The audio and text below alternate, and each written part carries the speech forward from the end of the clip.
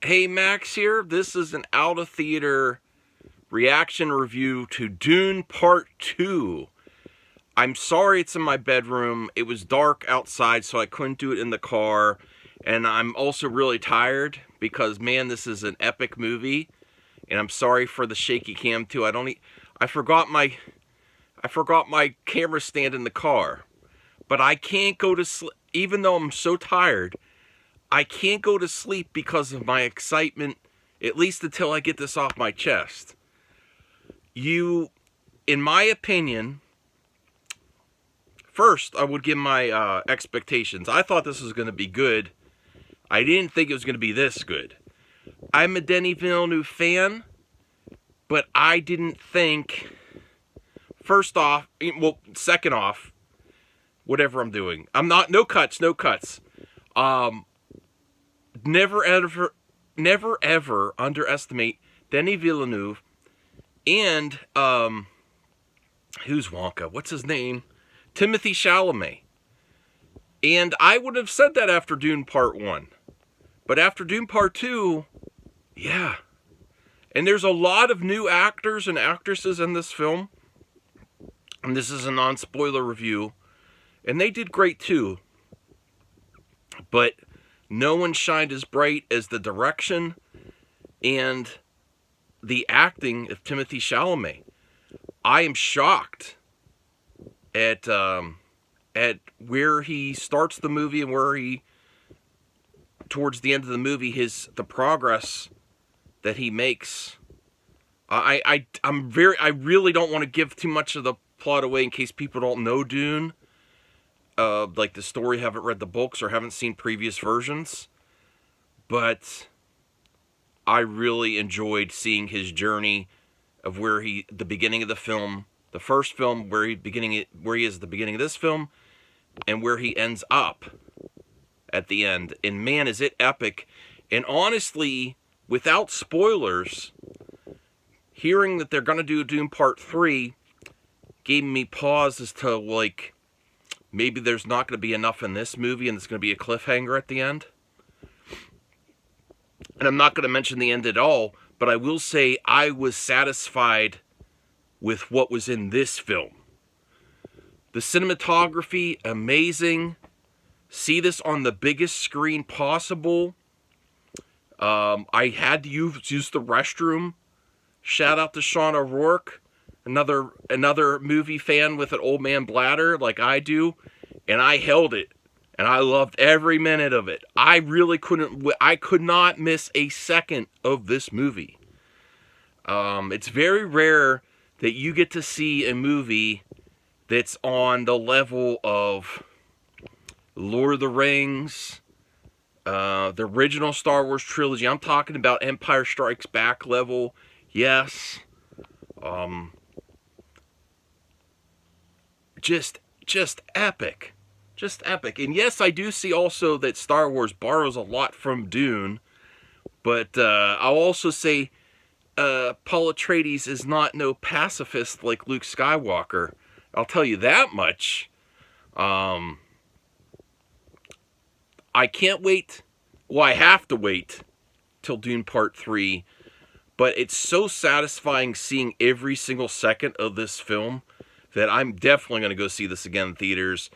And next time IMAX, I went to see with my wife so we could see like Cinemark XD. Giving this a score, I would do the cheesy thing, 11 out of 10, but I want you to take me seriously. 10 out of 10. Instantly, I could tell this is one of my favorite films of all time. I knew I was going to enjoy Dune Part 2. I didn't know I was going to enjoy it this much. I really did not. And I kind of underestimated Denis Villeneuve and Timothy Chalamet, and you shouldn't do it. Like, again, everyone shines in this movie, but man, did Timothy Chalamet step up to the plate to be one of the best characters in sci-fi and fantasy of all time. And I didn't know that was possible for Dune. And yes, I know people like figure drawing and others that say read the book. This is the type of movie that makes you want to read. Now, will I actually do that? Will I read Dune? I don't know. but it gets you so intrigued with the characters that I think it makes you want to read the original books for Dune. It's that good. Just like there was always Lord of the Rings fans, but the Lord of the Rings trilogy got people interested in reading Tolkien that maybe hadn't before. It's that good. I actually think this could be better than Lord of the Rings trilogy when it's all said and done. That's how much I enjoyed it. I don't want to talk about too much, just in case you don't know. I could not stop watching, and I really had to step out, and I can't wait to see it again. And I honestly, even though I've really loved films, I haven't got that urge to see a movie multiple times in theaters for quite some time. This gives that to me. I know there was probably CG effects, but all the action sequences, set pieces, in the desert and on the sand. That's the other thing too. I'm not gonna give spoilers, but saying there's big battle sequences that are really interesting, cool, and epic. It's very rare you see a film that gives you this gravitas and epicness in every inch of it. And the score too was amazing. I don't know who did the score. I'm going to research who helped the score. I don't know who does Denis Villeneuve's scores. Maybe he works with the same person. I don't know. But being in there with some loud special effects and score, along with the visuals, it was so thrilling. So thrilling. Also, Zendaya is another standout.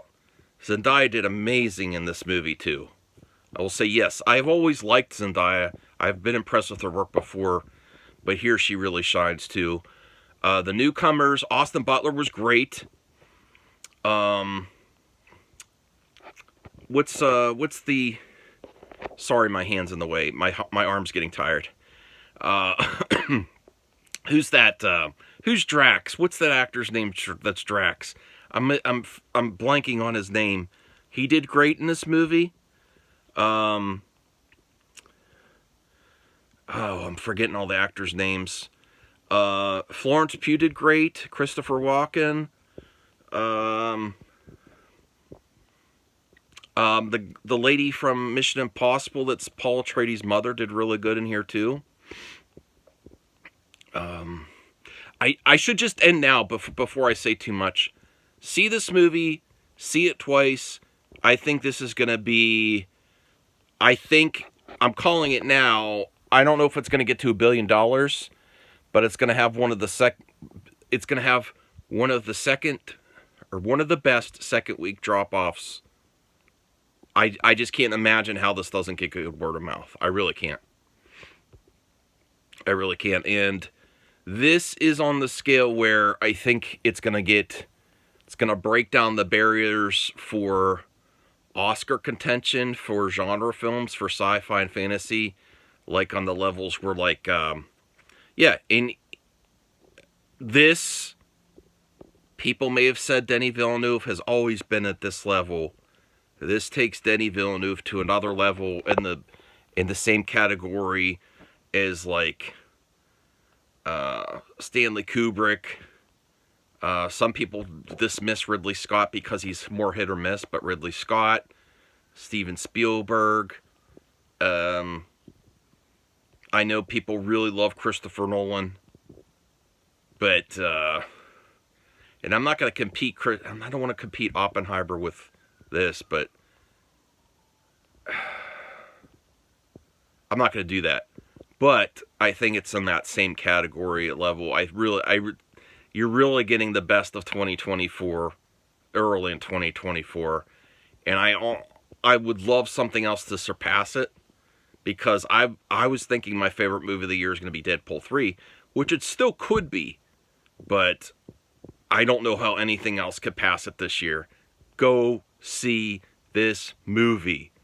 And I can't wait to see. I want to see Dune Part 3, but because this was such a leap, huge, gigantic Superman leap forward for Denis Villeneuve, not that he was bad before, but into the stratosphere, I'm also very intrigued to see what he does after Dune. So that's how much I'm a fan now of him, too, is I liked his other work. I thought it was really good. But this is finally, for me personally, reaching where his most diehards say he was already at. I feel he's definitely at. And I'm conflicted to see Dune Part 3 or what he does next. Because I do want to see what he does next. You know. James Cameron made some great movies, and I love Avatar. But now he's just making Avatar. I want to see what else Denis Villeneuve has in him, because he is one of the best directors of all time now, just based on how good this movie is. That's where I'm going to wrap it up. Thank you for watching. I'm taking a nap now. I got out my initial thoughts. 10 out of 10. If I was going to be hyperbolic and, you know, that typical YouTuber, I would say 11 out of 10. But definitely 10 out of 10. And I think I'm at least seeing this twice in the theater, maybe 3-4 times. And it's worth every hour in the theater. Just watch what you drink beforehand. I'll see you later. Bye.